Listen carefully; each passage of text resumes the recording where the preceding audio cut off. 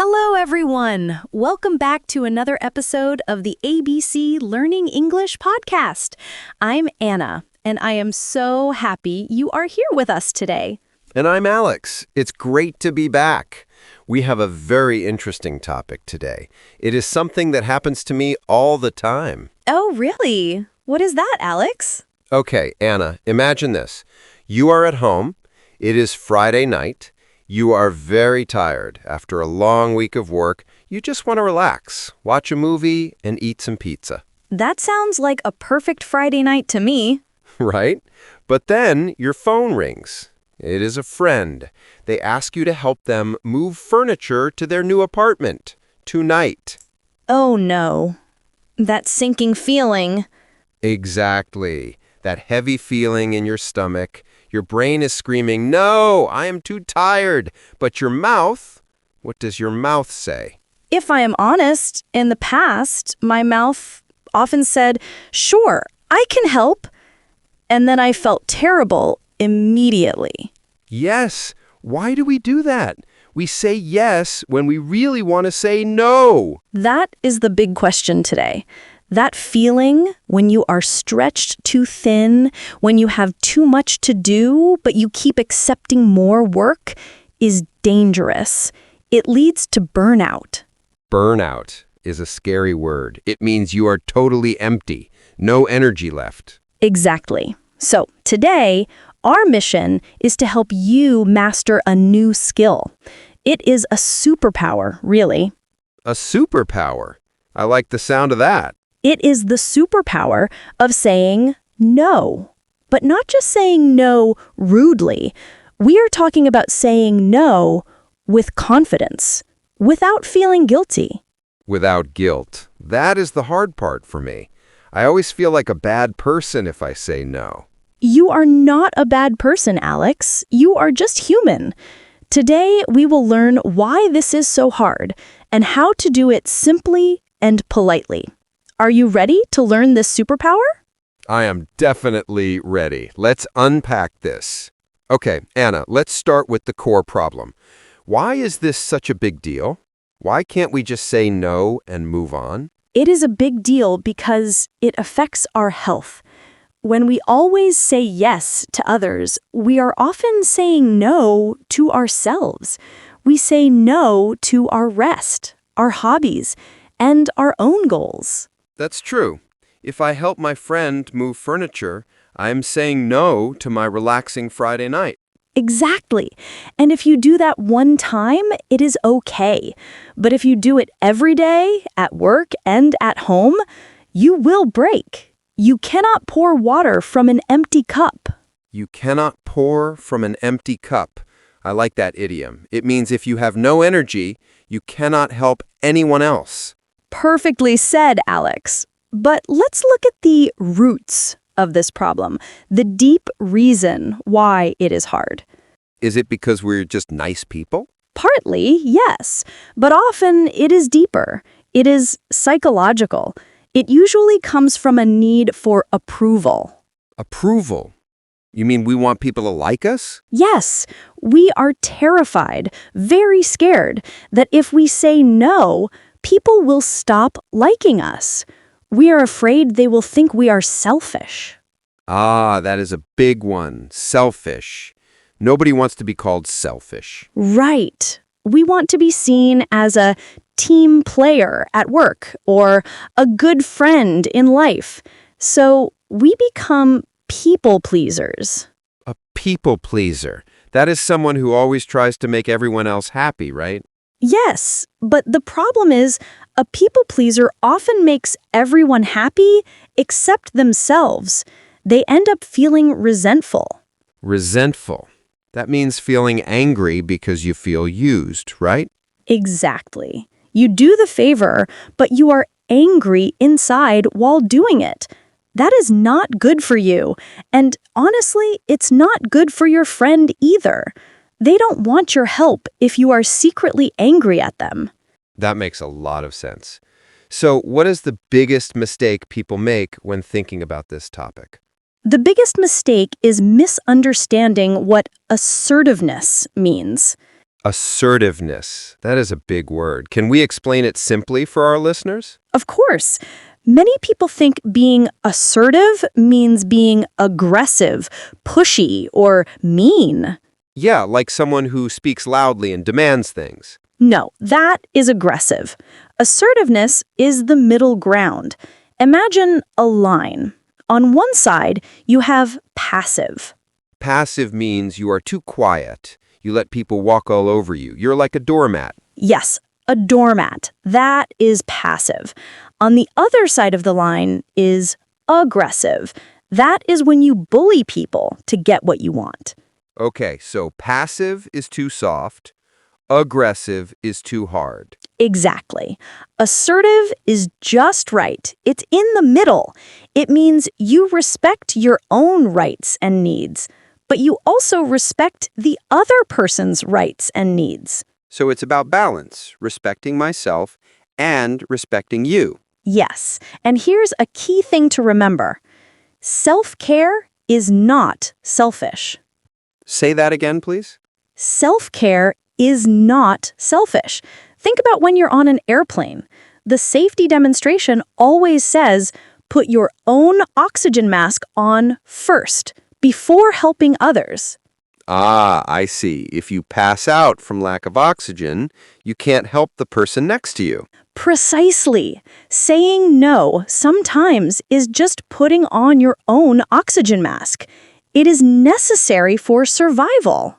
I really like that airplane analogy. It makes it very clear.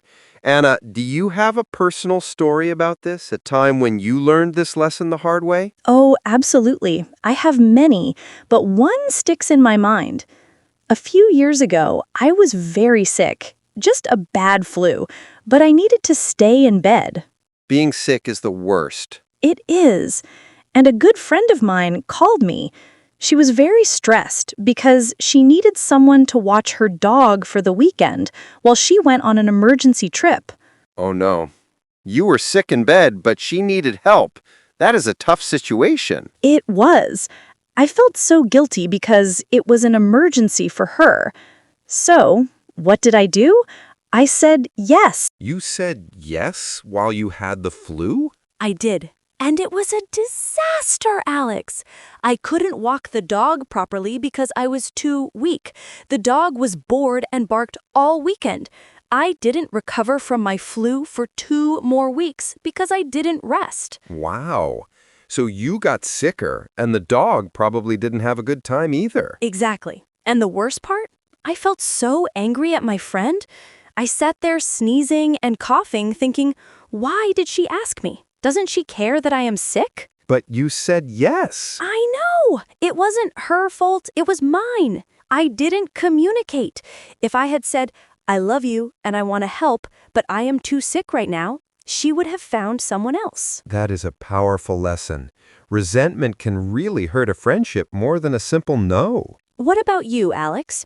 You always seem so organized. Do you struggle with this too? Oh, definitely. Especially at work. When I started my first job, I wanted to impress my boss.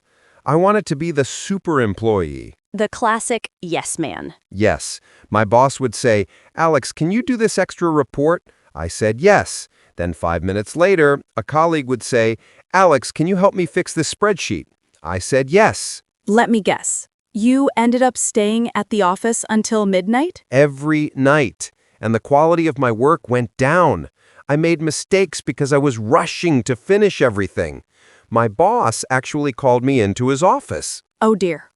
What did he say? I thought he was going to praise me for working so hard. Instead, he said, Alex, your work is usually good, but lately it is full of errors. Are you taking on too much? Wow. So trying to please everyone actually had the opposite effect? Exactly. I thought saying yes showed I was a hard worker, but it actually showed I couldn't manage my time well. I learned that saying no to some tasks means saying yes to quality work on the important tasks. That is such a fantastic point, Alex. Saying no can actually make you a better employee. Okay, Anna, we understand the problem. We have felt the pain. Now, give us the tools. I need practical steps. Let's build our Assertiveness Toolkit. We have 3 main tools for you today. Awesome. What is tool number 1? Tool number 1 is called the pause button. The pause button, like on a remote control. Yes, the biggest mistake we make is answering too quickly. We feel pressure, so we just say yes to stop the pressure. That is so true. The words just fly out of my mouth before I can think. So, you need to press pause. You need to buy yourself some time to think. How do I do that without looking stupid? It's easy. Memorize a few simple phrases. For example, let me check my calendar and get back to you. Ooh, I like that. It's professional, but it is not a yes or a no yet. Exactly. Or you can say, I need to think about that. Can I let you know tomorrow? That is great. It stops the immediate pressure.